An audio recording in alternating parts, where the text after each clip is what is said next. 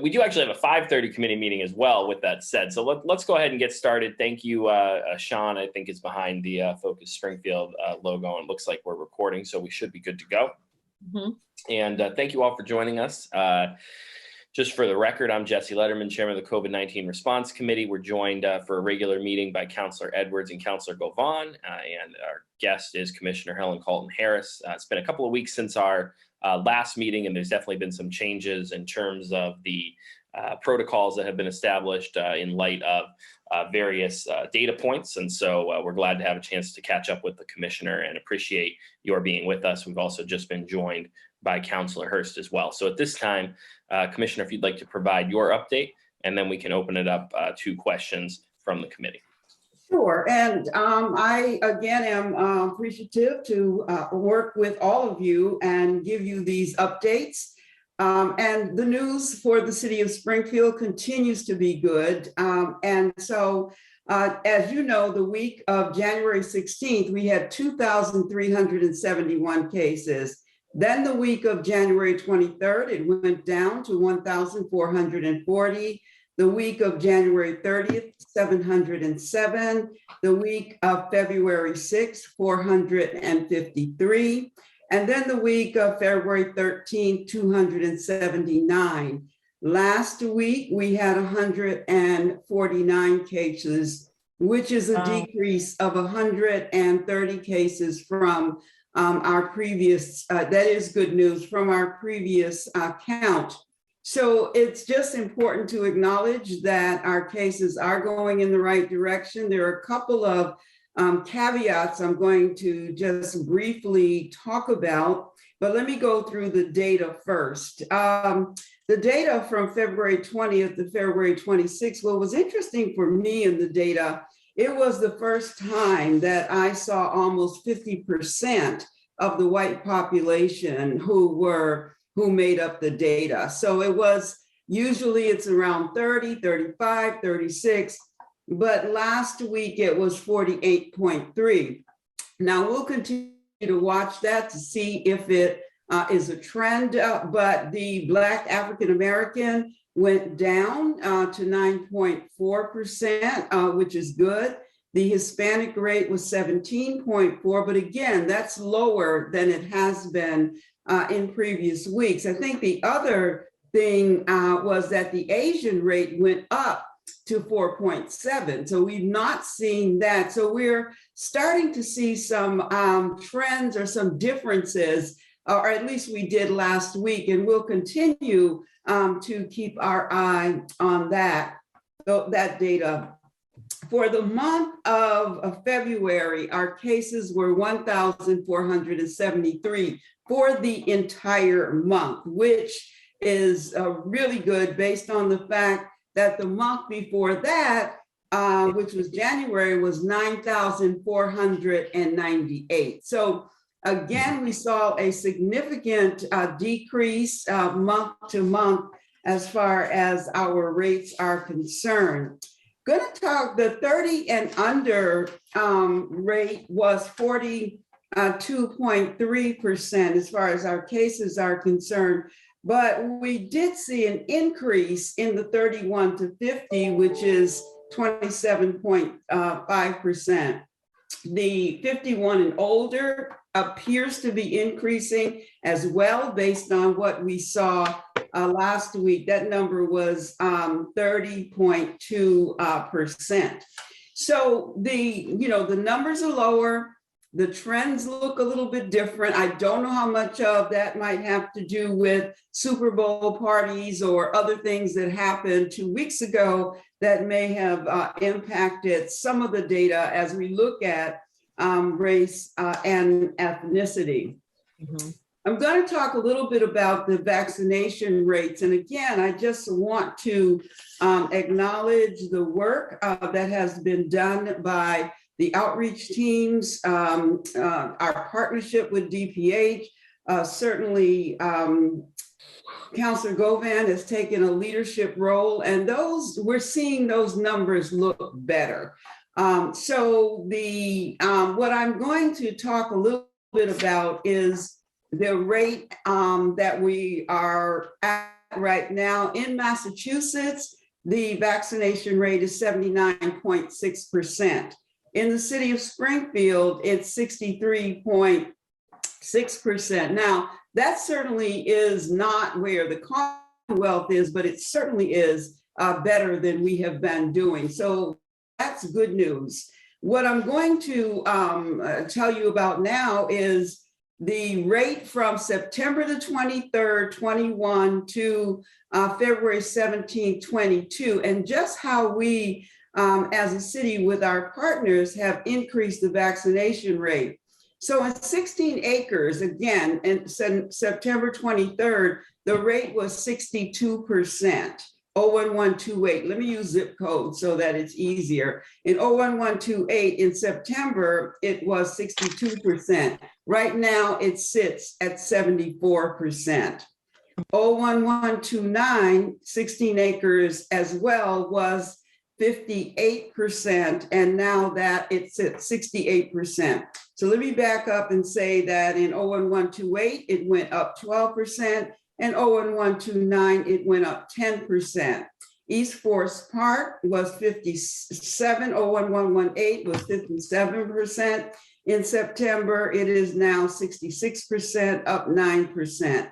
01103, Metro Center, was 52% in September. It is now 65%, up 13%.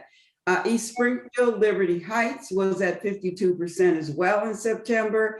It is now 63%, up 11%. 01119, Boston Road, 16 acres, was 52% in September. It's now 61%, up 9%. Brightwood Metro Square, 01107, was 46% in September. It is now 60%. Again, lower, but amazing job within the last 5 months. Forest Park, 01108, was 45% in September. It's now 56%, up 11%.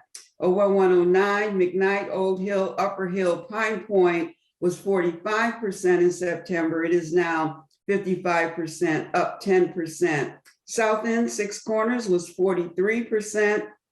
It is now 54%. That's 01105, up 11%. Indian Orchard was 42% in September. It is now 52%, up 10%. So as you can see, although it's, it's slow, but it's moving in the right direction. People are getting vaccinated, and boosted, which is important.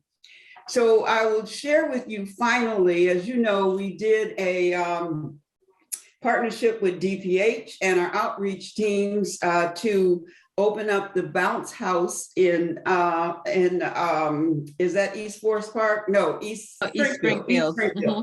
In East Springfield. And the results were very good. And so we're thinking about in April, when school vacation happens, that we go to the interstate place or some other place where young people really want to show up and get vaccinated. The results were very good. Last week, and remember, we didn't have a clinic. We weren't there on Friday because of the snowstorm, but the total vaccinations were 273 that happened during that week. Springfield resident vaccinations was 227.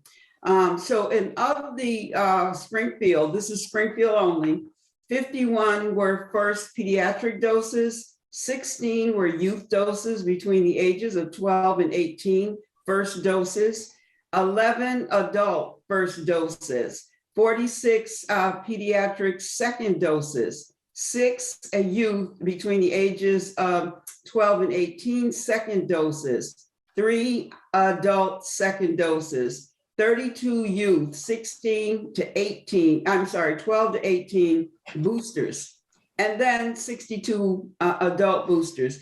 That's the most successful week we've had in this city in a very, very long time.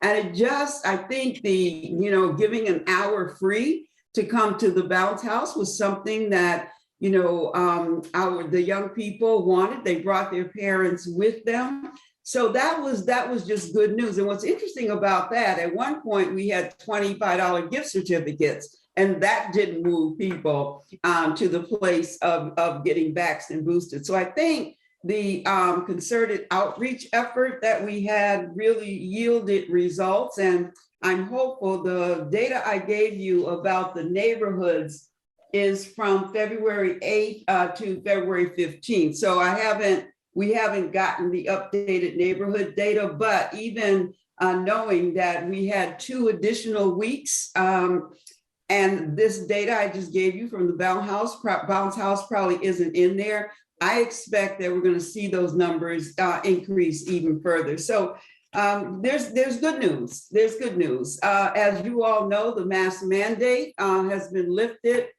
for indoors for our city. And so there is no more mask mandate.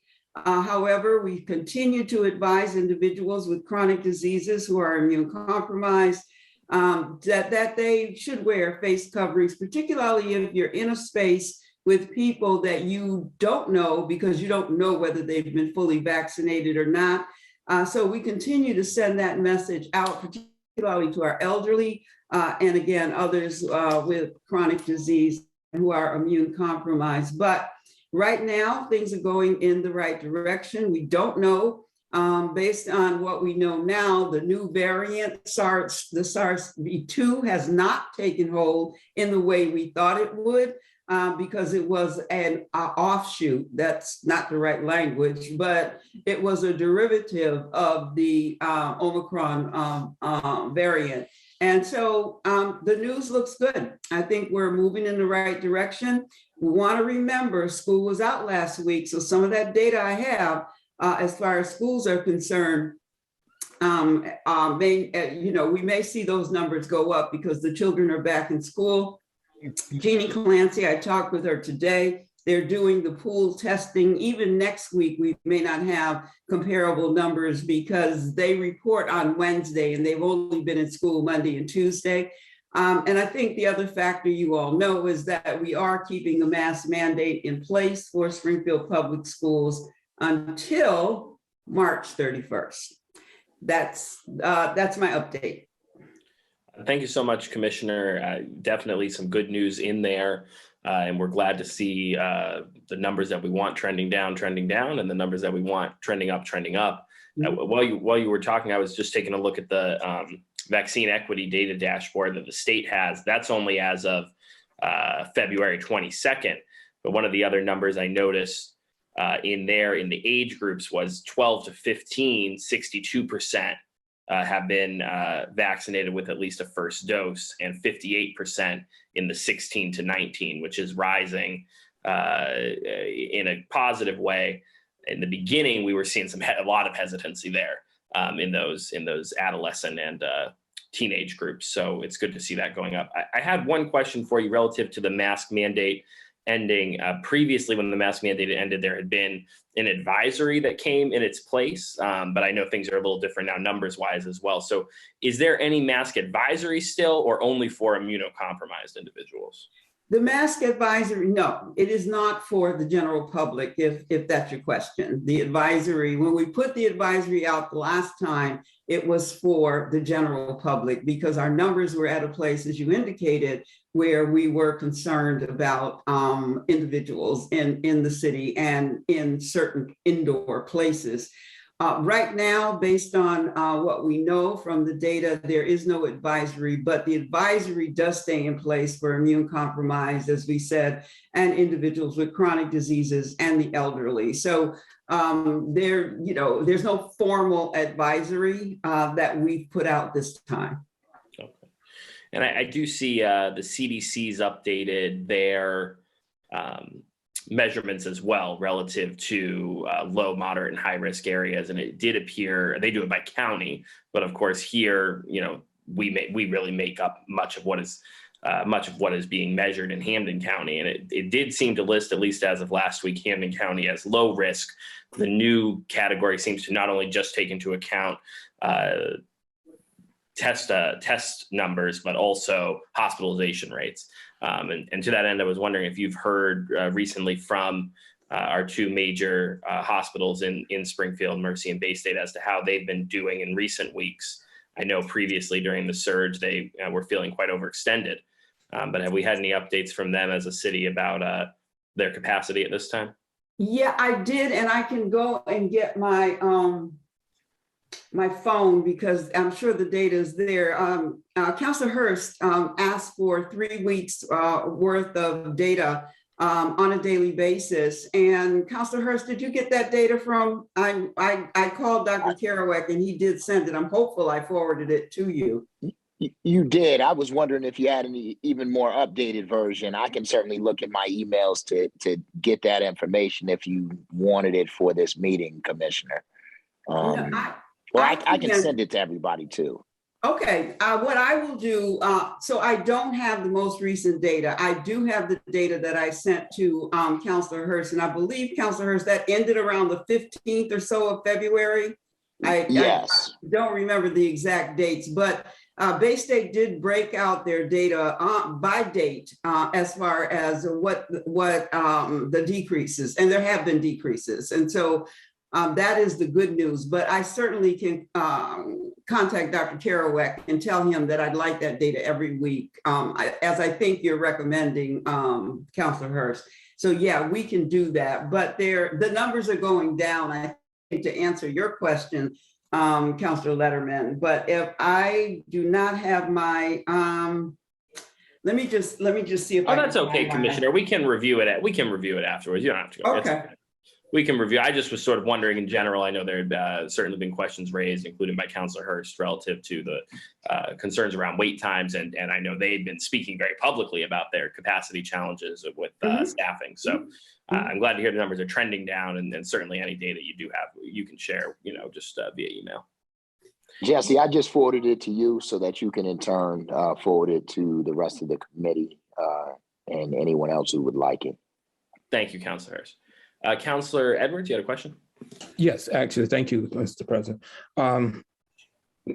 Great news, and I'm happy to see the trends are going in the right direction. But Commissioner, could you speak on the national trend where the political pressure is for us not to wear the mandates? There's been a lot of conversation that I've heard about how they're changing how we report. The model in which we operate has changed, because it was before, if you were interested in knowing if you were positive, you went to one of the testing sites. Now we have testing at home. So if you're testing positive, you feel like you have mild case, or you're just testing positively without any symptoms, how would that be? That wouldn't impact the data that you're reporting, would it? Am I off base with that? Because I appreciate hearing all the good news, and I'm hearing people are eager to kind of just go back to normal. But I also haven't heard anything about, colds, flu season, and I assume that's because of distancing, mask mandates. And I'm wondering, the virus isn't gone anywhere, has it? And how accurate are these numbers that we're actually dealing with? Well, Counselor, that is an excellent question. And I think it's important to acknowledge that we do not have the data from home test kits, because people are not required to report that data. So the data that we are giving you is data from the PCR test, and the PCR tests are the ones done at Eastfield Mall and other places. So certainly home test kits may have made a difference in the data, but if an individual has symptoms that require them to seek a primary care provider, or symptoms that they're concerned about, most of these individuals will go get a PCR as a confirmatory test. So, while I can't tell you that it's accurate, because we've given out, as I said, over 200,000 test kits in the city, if a person is positive, they don't have to report it, but if they have chronic symptoms, they will probably go get a PCR, although it's not mandated. Thank you, Councilor Edwards. I'd add too to Councilor Edwards' point, which is well taken. I mean, one of the things that I've shared with folks in talking about it in this context is that the virus certainly hasn't gone anywhere, but the tools we have to protect ourselves from it have developed more strongly. And the fact that we see an increased vaccination rate, more individuals taking advantage of that, and being able to also do home testing and stay away from the public when they do know they're positive in a convenient way, I think is going a long way to putting us in a better position. But your point is well taken, Councilor Edwards. Councilor Hurst, and then Councilor Govan. Yeah, I'm really echoing the sentiments of Councilor Edwards. A lot of a lot of the measures that we're putting in place now are as a result of the data, and I'm not 100% sure that the data, is taking into account the many individuals who are testing positive and not reporting, which is why the hospitalizations for me are the most important in terms of really dictating where it is that we're at with respect to COVID-19. So anyhow, great point, Councilor Edwards. Commissioner, my question to you is that during April break and maybe just in general, since we found so much success in testing for those individuals that received the benefit from going to bounce, why wouldn't we just keep it at bounce and do more of that? Maybe even on the weekends, and maybe adding other locations like a Interscape, but doing it in addition to. Just a suggestion. No, I will take your recommendation back. I think it's a good suggestion. We did have success. In order to give the parents and children an hour free for the bounce house, that had some impact as far as revenue is concerned with the bounce house. And so we would need to make sure that we were either paying for that or ourselves, or recommending that it continue to go on. So I absolutely agree with you. If we found a venue that's successful, why not think about doing it, particularly on the weekends? I mean, we thought about it for the week the young folks were out of school, because we knew that they would be out and about with their parents or without. So that was the recommendation. Interscape certainly is something that we're thinking about for April, but I certainly can recommend, or at least research if that's something we can do on the weekends. Mm-hmm. Yeah, I think it's a great idea, and certainly well worth. I think it's money well spent, and especially if you compare the numbers of individuals that receive vaccinations at Bounce versus some of the other locations that don't necessarily have the incentives, or even did have an incentive. It seems like we had great success at Bounce. So. If it's not broken, how does it go? Don't fix it. If it's not broken, don't fix it. Yeah, I mean, I will definitely look into it. I will reach out to Bounce again. I mean, we did the initial work, and I have to give them credit. They were really on board around, because it was an hour free for them. But if the young people stayed longer than an hour, then they were able to reap that revenue. So, I mean, it was, we got the vaccinations done, and they also made a little money as well. So it was a benefit to both of us. Thank you, Councilor Hurst, Councilor Govan, and we're also joined now by Councilor Whitfield. Thank you so much, Chairman Letterman. And I agree with Councilor Edwards and Councilor Hurst regarding the numbers. And I think the true indicator is probably the hospitalizations and people going to the hospital. And death. Oh, yes. That's yes. another indicator, but go ahead. Absolutely. I'm sorry. No, that's okay. That's fine. So my question actually was around, we know that they had school vacation this past week, and a lot of kids may have gone to Florida, they may have gone away, and now they're coming back and going into the schools. I kept thinking, I know you mentioned it a little bit in your report, I kept thinking that they might have brought some stuff back with them. So I'm afraid of what might happen in the next couple of weeks. But I really, I'm excited to be able to say that this might be behind us pretty soon. I'm hoping, I really do hope so. And I think that we've been doing a great job, especially you, Commissioner, and your team at the department, in helping us to make sure that we, stay on course in the right direction. So I just wanted to comment on kids going away and possibly coming back with stuff, and then just a great job that you're doing. Thank you. And you are so correct. Jeannie, they've started the pool testing in Springfield Public Schools. We will get 2 days worth of data from the pool testing where they test children in a particular classroom to try to look at the positivity rate. So we're starting the pool testing this week. We won't have complete data, but we certainly will when we do the next week, which will be a full week. And then we'll know, because of the contact tracing that we're going to have to do. If a student went out of town and came back, then that is going to show when we start to talk about who were you in contact with, where did you go? So yeah, I think that's why Springfield Public Schools was very smart in keeping that mandate in place until March 31st, because we looking at the next 2 weeks, not just for the students, but for our population as well, because remember, those masks come off. And so we'll see whether that has an impact on our data. Right. Thank you. Thank you, Councilor Govan.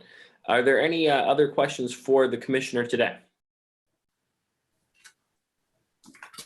Seeing none, then Commissioner, as always, we greatly appreciate your work in the city and the work of all the outreach teams. I think I speak for all of us when I say, certainly, even though there is more work to continue to be done, those numbers you presented in the beginning put a lot in context. And I know I've sat in on the outreach team meetings where, with the folks that are going door to door. And I always remember the conversation I had with a young man that knocked on my door to ask if I was vaccinated. And we sat and talked on the front porch for about 15 minutes. So it hasn't been easy work. It's been a lot of communication that's been needed, a lot of trust that has had to be built with communities. And so we really appreciate you and all of them who have really gone out and been the face of that. So thank you so much for that, and also for your willingness to continue to take time to meet with the city council and take our suggestions under advisement. And we appreciate that partnership.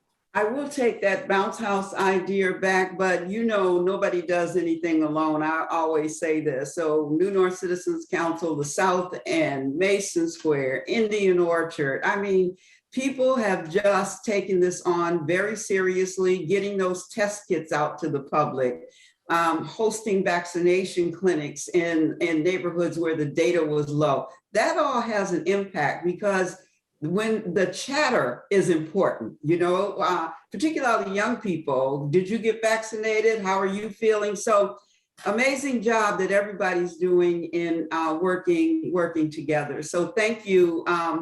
We'll talk again in 2 weeks. Thank you. Thank you. Thank you. Thank you. Take care.